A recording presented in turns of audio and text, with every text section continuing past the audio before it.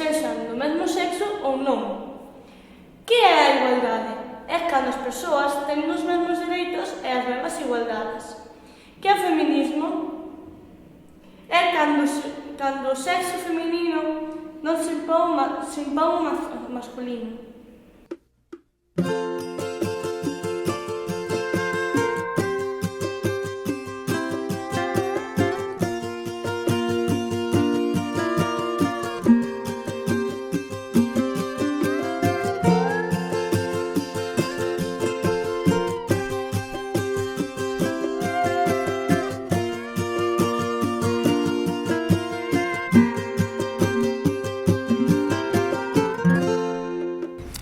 En xeral, seguen asociando a violencia machista ou de xénero coa violencia física. Non entenden tanto outros tipos de violencia, como pode ser a psicolóxica, e, sobre todo, non relacionan violencia de xénero coas conductas de control que pode haber dentro da parella. A isto contribúe moito a idea do amor romántico que se transmite a través de películas, series, de televisión, música e demais, non?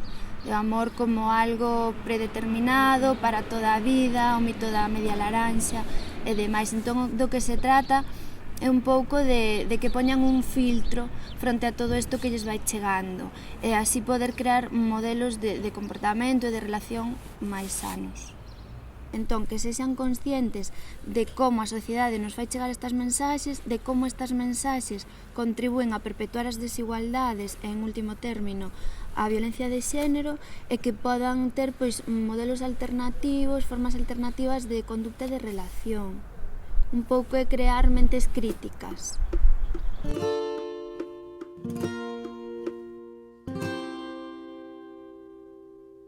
Estivemos creando un guión para facer unha reportaxe.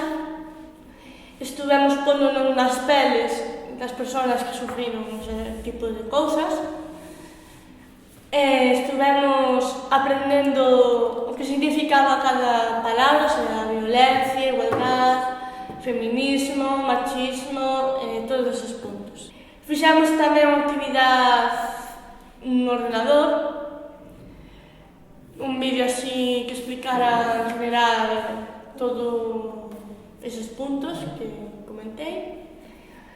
E, sobre todo, estivemos falando entre os compañeiros, comentando o que nos parecía, opinando sobre esas palabras e aprendendo moito. O sea, cousas que na vida se poden facer falta o día de mañá, que si che pasa algo e dicir, non, vou á Guardia Civil e denuncio, ou calquera cousa. O sea, actuar antes de que pase algo.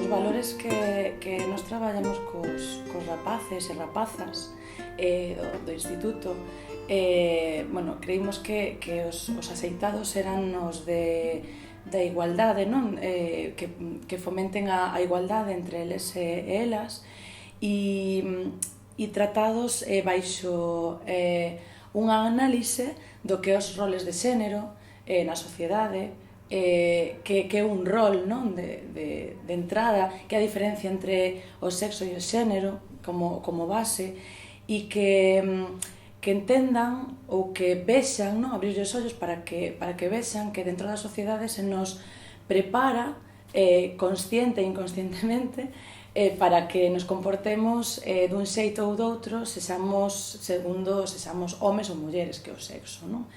E despois tamén o que queremos transmitirlle é a importancia da empatía, do que é a importancia de poñerse no lugar da outra persona, para que comprendan, sobre todo, que é o máis habitual, non? O tema dos homes que se poñan no papel das mulleres ou no lugar das mulleres, para que vexan como se lle expresiona dende que son xovenciñas, para que sexan estupendas, e que estexan sempre arregladas, e a beleza e a xuventude, e que envellecer que é malo, non? E estar delgadas e estas historias, e tamén as mulleres por parte dos homes que teñen que ser fortes e que teñen que defendelas e todas estas historias e se algún home chora, pois que é un síntoma de debilidade, non? Os principais debates, pois é, bueno, é un tema que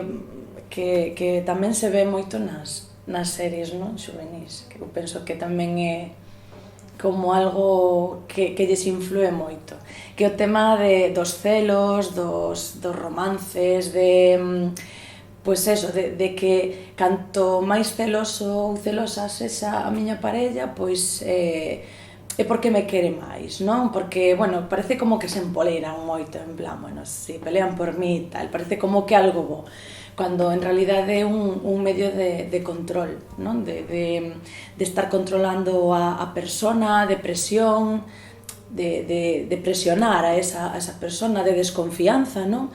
E nos amosamoslle un pouco a posibilidade de ter unha relación amorosa como máis relajada, non? Máis relaxada, máis de confianza mutua, de ver as aspectos positivos da outra persona, de non desconfiar continuamente de algunhas actitudes que teña, de non malinterpretar escenas ou ben mensaxes, non? Tanto dun xeito como noutro, os celos non son bons, a ansia de posesión e de control ven a través de Facebook, ven presencialmente, ven a través de chamas telefónicas, non é bo. E hai moitos rapaces e rapazas que non o entenden. E entón, volvendo de antes, o tema da empatía, sí que buscamos que as persoas ou as rapaces e rapazas que ven nalgún compañeiro ou compañeira que se dan ese tipo de situacións, pois que non sexa, que non o deixe de lado, non mire para outro lado, non sexa indiferente ante ese tema e que actúe.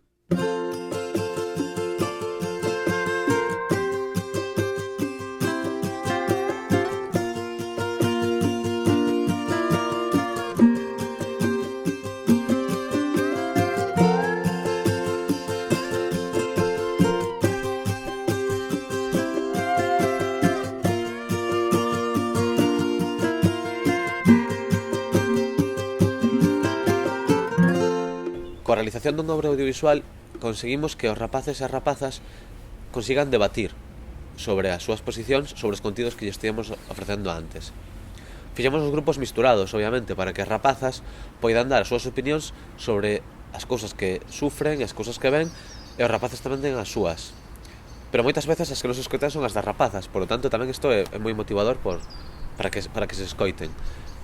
E logo, por outra banda, na realización das historias. Cando realizamos unha historia, o que estamos buscando é o que intentamos é poñernos na pel da persoa, das nosas personaxes, para saber cales son as súas motivacións e saber por que fan cada cousa. Entón, como normalmente as historias que eles fan e elas fan van relacionadas co seu entorno, coa súa vida normal, coa vida dun adolescente, poñen personaxes que son adolescentes, moi xeralmente. Poden darse situacións de parella, poden darse situacións de clase, situacións nas que a violencia machista está presente, como lle estivemos mostrando, e eles teñen que buscar por que se desta situación machista e como se pode resolver.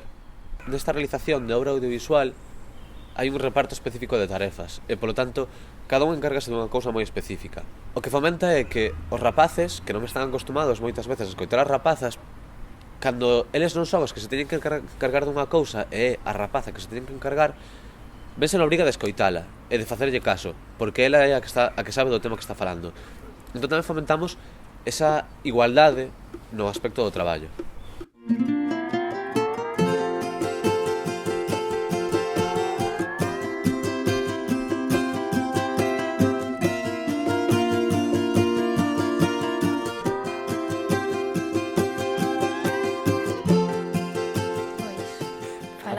Pois primeiro falamos da violencia de xénero e despois empezamos a facer un proxecto noso, un vídeo.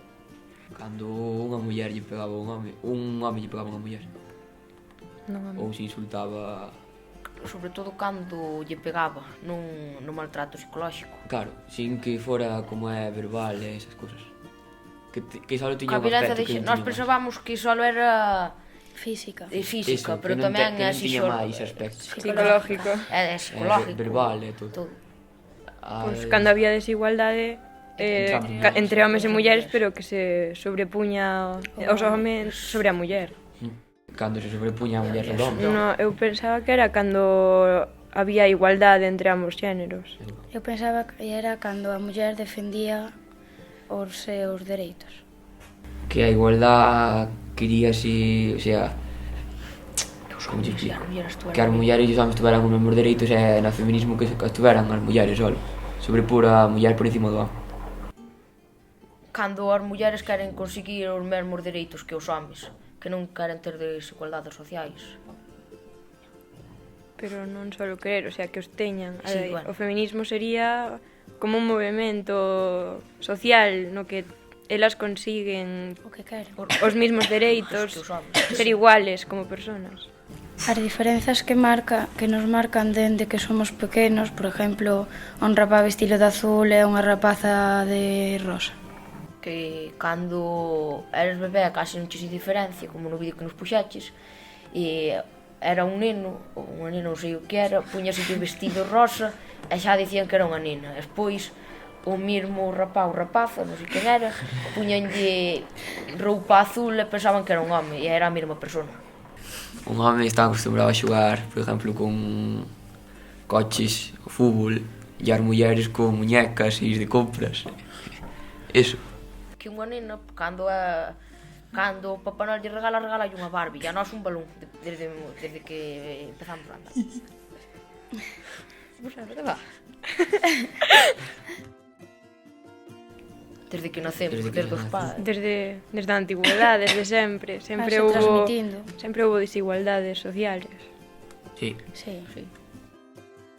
Pois o rapaz cando acosa moito por WhatsApp ou lle vigila como viste e con quen ten que andar, por exemplo.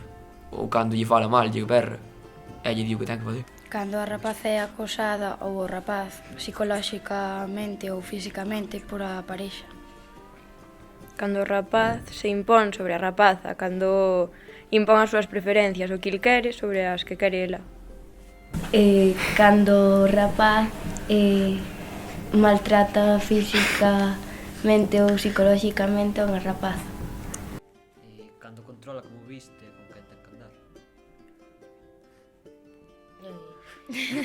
Cando o rapaz, tamén, dille á rapaza como viste, con quen pode falar, con quen non, con quen pode andar. Que moitos, cando nos dan charlas de violencia de xénero, que, imagínate, estamos concienciados que temos que fer eso, pero a hora de que hai que fer, moitas veces dicimos a esa rapaza, ou con eso, tens que fer o que eu eso, por si non e tal, e non o pensamos, que faría falta algo máis.